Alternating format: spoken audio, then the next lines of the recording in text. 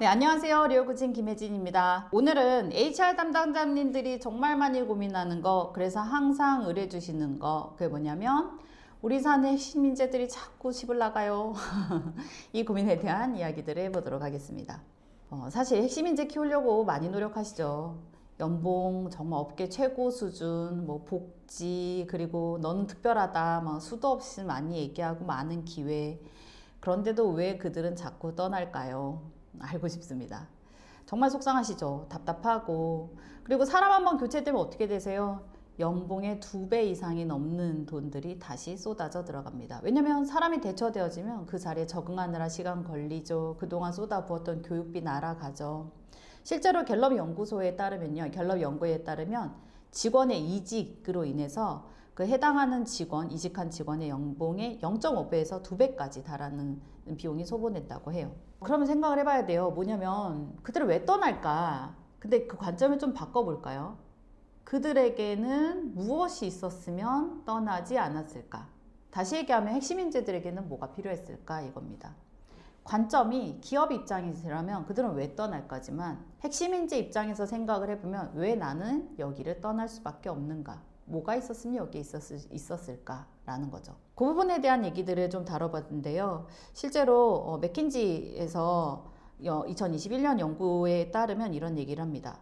직원들이 퇴사하는 이유를 보니까요. 조직에서부터 뭔가 가치를 인정받지 못해서, 근데 그 조직이 누군지 아세요? 관리자예요. 자신의 상사. 소속감 이런 게 부재해서. 사실 생각보다 내가 받는 보상이라는 것은 이 조직에 있게 하는 목록 중에 하위 요소에 속했어요. 그러면 이렇게 생각을 해봐야 돼요. 아니 그러면 보상 외에 뭐 얼마나 더 어떤 인정을 요구하는 거야? 어떤 소속감을 필요로 하는 거야? 핵심 인재는 굉장히 인정을 단순한 칭찬으로 받고 싶어 하는 게 아닙니다. 본인이 일 잘하는 건 알고 있거든요.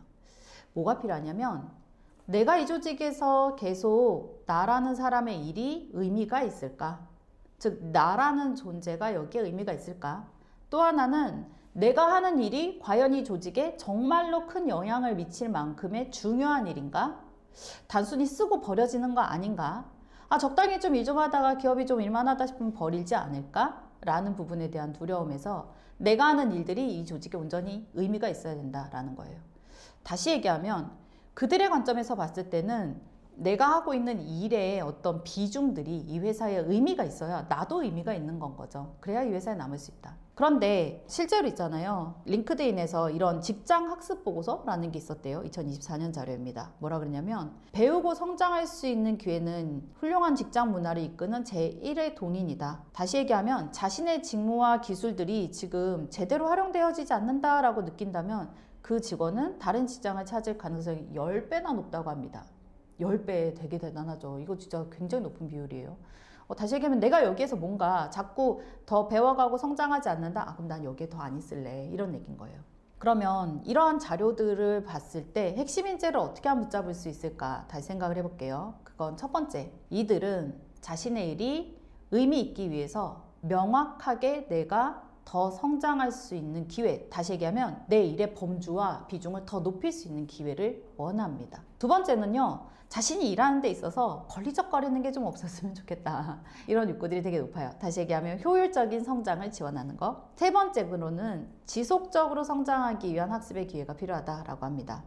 결국 핵심 인재에게 필요한 건 무엇이다? 나의 캐파를 더 키울 수 있는 것, 즉 내 능력을 더 담을 수 있는 조직으로 가고 싶다. 이런 얘기인 거죠. 그런데 사실 문제는요, 이 기업이 그만큼 빨리 성장하지도 않고요, 사람 하나 때문에 더 많은 기회와 사업을 만들 수도 없는 게 사실이에요. 그럼 어떻게 해야 될까, 이들에게? 뭐 어떻게 해야 될까? 우리 회사의 규모는 이 정도인데 사람은 점점 커가고, 그쵸?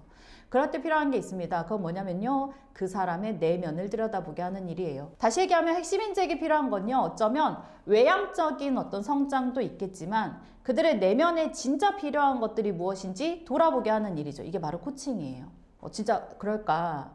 예전에 제가 작년에 어떤 모 기업에, 대기업에 이제 불려가서 코칭을 또 하게 됐는데 그분이 퇴사 직전이었어요. 그래서 본부장이 급해서 부르는 거죠. 근데 얘기를 했더니 부문장이셨고요. 마케팅이셨습니다. 얘기를 해보니 그분이랑 뭘 원하냐? 뭐 이런저런 얘기를 해보니까 그분이 하는 얘기가 그거였어요. 왜 퇴직하는가? 왜 이직하는가? 나는 사실 마케팅 최신 기술을 여기에다 도입하고 싶다. 근데 이 회사는 변할 생각이 없다. 그래서 나의 최소인 마케팅 기술들과 스킬들을 더 습득하고 배우고 그걸 적용하는 사람들과 함께 일하고 싶다. 그게 이직의 사유였어요. 그분과 코칭 끝나고 나서 그분이 했던 말이 아직도 기억에 남는데 뭐였냐면요. 코치님, 이 코칭 6개월 전에만 받았으면 퇴직 결심 안 했을 텐데 이런 얘기 하시더라고요. 무슨 얘기냐? 코칭이라는 것이 그 사람에게 어떠한 새로운 기회를 주는 것은 아니었어요. 근데 그 면담을 통해서 그 사람은 내가 더 성장하기 위해서 이 조직 안에서 이러한 것들을 더 활용해 볼 수 있고 이러한 기회는 더 창출해서 이 조직에도 성장을 도와줄 수 있겠다라는 포인트를 사실 그 코칭에서 얻으셨던 거예요. 그러면 개인, 즉 핵심 인재 입장에서는 자기가 더 성장할 수 있는 기회를 외부적인 기업이란 요소에서만 찾는 게 아니라 나의 내면에서 찾아서 스스로 더 발전하고 내 성장의 기회를, 그리고 그걸 조직 안에 적용할 수 있도록 하는 거죠.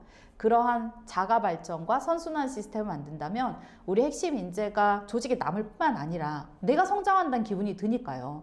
그리고 그 사람의 성장이 조직 안으로 흡수되어질 수밖에 없어요. 윈윈이죠. 그러기 위해서 필요한 게 있어요.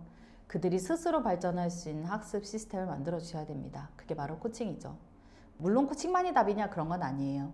하지만 여러 요소들이 있지만 함께 발전하는 문화들을 만들어서 핵심 인재가 더 여기에 있어야겠다 생각할 수 있도록 해야 될 것 같습니다.